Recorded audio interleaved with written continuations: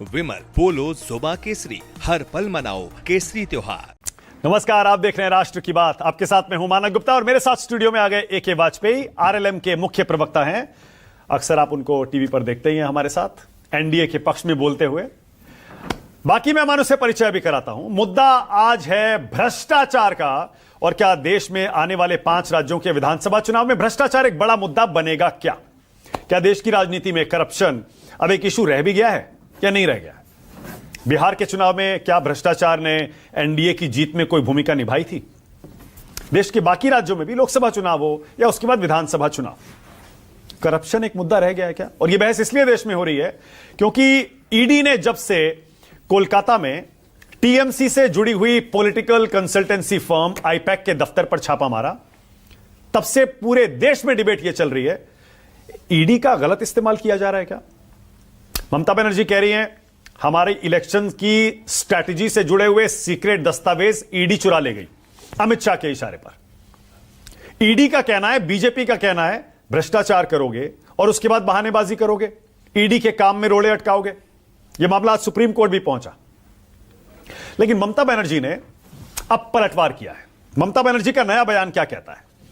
ममता बनर्जी यह कह रही है अगर केंद्र सरकार ने जरूरत से ज्यादा दबाव बनाया तो सारे सबूत सार्वजनिक कर दूंगी। मेरे पास बहुत सारे ऐसे सबूत हैं जिनसे भूचाल आ जाएगा। मेरे पास अमित शाह के खिलाफ एक पेन ड्राइव है, मुझे छेड़ोगे तो छोड़ूंगी नहीं।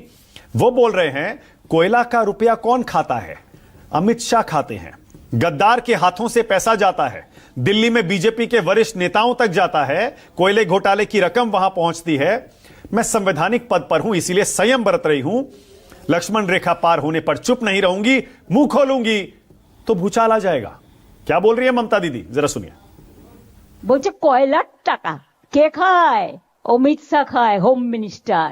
কি করে খায়? গদ্দারের থ্রুতে টাকা যায়। গদ্দার অ্যাডপ্টেড সন হয়ে গেছে।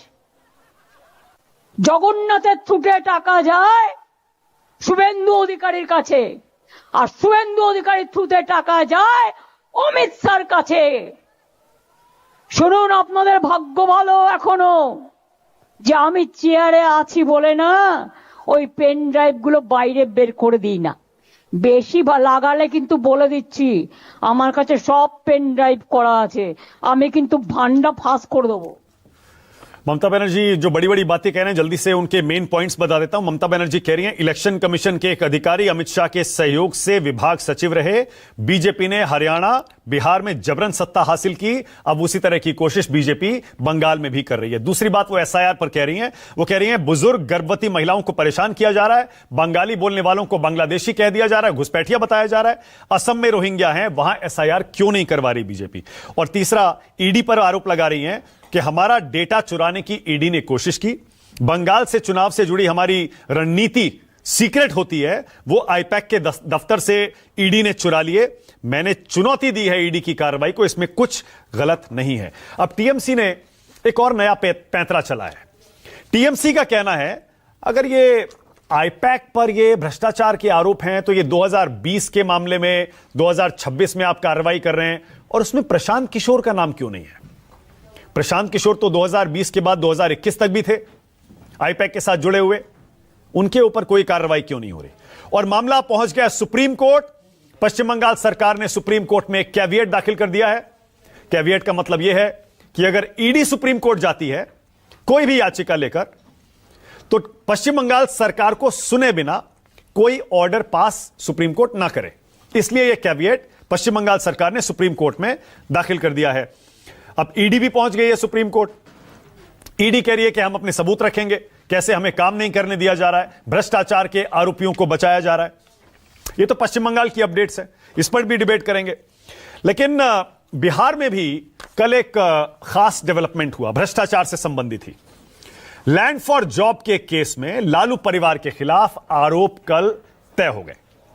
राउज एवेन्यू कोर्ट में जब ये आरोप तय हुए, उसके बाद से बहस चल रही है अब लालू परिवार का क्या होगा, आरजेडी का क्या होगा, और विपक्ष के इस नैरेटिव का क्या होगा कि सिर्फ हमें टारगेट किया जाता है, ईडी का, सीबीआई का गलत इस्तेमाल किया जाता है। बीजेपी कह रही है ये देखिए, कोर्ट के आरोप से, कोर्ट के इस फैसले से साबित हो गया कि भ्रष्टाचार ये लोग करते हैं और इनको सजा भी जरूर मिलेगी। वैसे जो लैंड फॉर जॉब केस है आपको पता ही होगा, जब लालू यादव यूपीए 1 में रेल मंत्री थे, आरोप यह है कि लालू जी ने रेल मंत्री रहते कुछ लोगों को रेलवे मंत्रालय में नौकरी दी और उनकी जमीन अपने परिवार के नाम बदले में लिखवा ली। अब सीबीआई का कहना यह है कि अब आरोप तय होने के बाद इनकी मुश्किलें बढ़ेंगी क्योंकि सबूत बहुत सारे हैं। अब कोर्ट का कहना यह है, जब सब ये चार्जेस फ्रेम किए गए, आरोप तय किए गए, कोर्ट का कहना है कि लालू परिवार के खिलाफ पुख्ता सबूत हैं, व्यापक साजिश इन्होंने रची, जमीन के बदले नौकरी का सिस्टम चल रहा था, परिवार ने क्रिमिनल एंटरप्राइज की तरह काम किया, सरकारी संवैधानिक अधिकारों का दुरुपयोग हुआ यूपीए 1 के समय, और लालू परिवार जो डिस्चार्ज की, बरी करने की मांग कर रहा है वो स्वीकार नहीं की जा सकती। अब कौन सी धाराएं लगी हैं जरा ये भी देख लीजिए। अब लालू परिवार पर केस चलेगा प्रिवेंशन ऑफ करप्शन एक्ट में, और धाराएं हैं 13(1)D और 13(2). 41 लोगों पर आरोप तय हुए हैं, जबकि इसमें से 52 आरोपी बरी हो चुके हैं। बिहार की बात हो रही है तो लगे हाथों आपको यह डेवलपमेंट भी बता दूं। बिहार में जेडीयू के वरिष्ठ नेता केसी त्यागी नीतीश कुमार के लिए भारत रत्न की मांग करते हैं और थोड़ी ही देर में उन्हीं की पार्टी के एक प्रवक्ता ये कह देते हैं, बड़े नेता राजीव रंजन, वो ये कह देते हैं कि केसी त्यागी पता नहीं जेडीयू में है भी या नहीं है। केसी त्यागी आपको पता ही होगा, कभी जेडीयू में वरिष्ठ पद पर रहते हैं, कभी साइडलाइन हो जाते हैं। अब सवाल ये खड़ा हो गया कि वो जेडीयू में है भी या नहीं। पहले आप जरा केसी त्यागी का बयान सुनिए, क्योंकि त्यागी जी ने प्रधानमंत्री को पत्र लिखकर नीतीश कुमार के लिए भारत रत्न मांग लिया है। सुनिए जरा केसी त्यागी क्या बोले और जेडीयू का आधिकारिक बयान क्या है, सुनिए। समाजवादी आंदोलन के सबसे शानदार जीवित लोगों में श्री नीतीश कुमार जी हैं, एनडीए के संस्थापक सदस्यों में हैं, सुशासन बाबू हैं।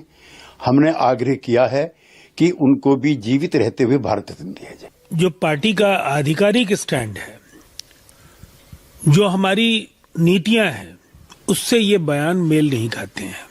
और एक बात बहुत ही महत्वपूर्ण है कि दरअसल वो पार्टी में है या नहीं, ये पार्टी के नेताओं को भी नहीं पता है और कार्यकर्ताओं को भी नहीं पता है। इसलिए उनके बयानों को उनकी निजी क्षमता में दिया गया बयान समझना चाहिए। राष्ट्र की बात में अब आज का सवाल आपकी स्क्रीन पर आ रहा है। पहला सवाल, ममता क्यों बोली पेन ड्राइव से भूचाल ला दूंगी? क्या है ऐसा पेन ड्राइव में? ऐसी कोई पेन ड्राइव है भी? और दूसरा, क्या भ्रष्टाचार पर एक हो पाएगा इंडिया गठबंधन?